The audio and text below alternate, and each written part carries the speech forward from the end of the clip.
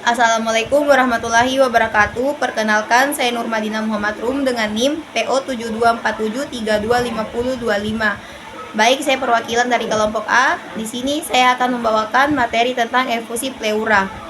Pengertian efusi pleura itu adalah kondisi penumpukan cairan secara berlebihan di dalam rongga pleura, yaitu ruang di antara lapisan pleura visceral yang melapisi pleura parietal yang melapisi dinding dada. Penumpukan cairan ini didapat mengganggu proses pernapasan karena menyebabkan paru-paru mengembang dengan baik. Tanda-tanda dan gejala efusi pleura. Yang pertama itu ada sesak nafas, kedua ada nyeri dada, ketiga itu ada demam, keempat itu ada napas cepat, yang kelima itu ada penurunan badan, yang keenam ada bunyi nafas menurun atau menghilang. Terus yang ketiga itu ada penyebab etiologi. Efusi pleura dapat disebabkan oleh berbagai kondisi antara lain. Yang pertama itu ada gagal jantung, yang kedua itu ada pneumonia, yang ketiga itu ada tuberkulosis, yang keempat itu ada kanker paru-paru atau kanker payudara, yang kelima itu ada sirosis hati. Baik, yang keempat itu ada faktor risiko. Beberapa faktor yang meningkatkan resiko terjadinya efusi pleura.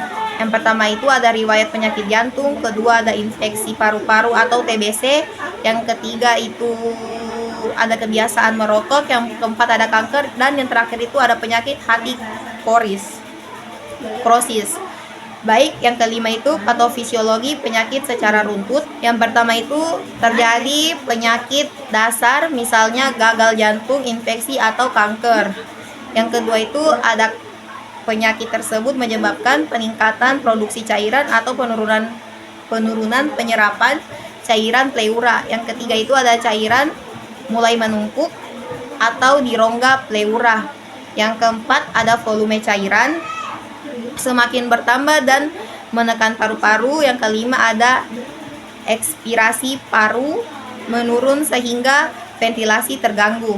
Yang keenam itu ada komplikasi yang mungkin terjadi, gagal nafas, emphysema.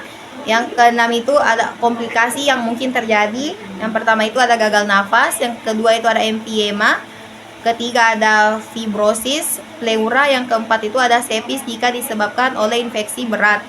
Baik, yang ketujuh itu ada pencegahan penyakit. Pencegahan penyakit mengobati penyakit menyebab secara dini seperti pneumonia dan gagal jantung, tidak merokok, menjaga pola hidup sehat, melakukan pemeriksaan kesehatan secara rutin, menjaga daya tahan tubuh, mengonsumsi obat sesuai anjuran dokter pada penyakit kurosis. Yang terakhir itu ada kesimpulan. Kesimpulannya itu efusi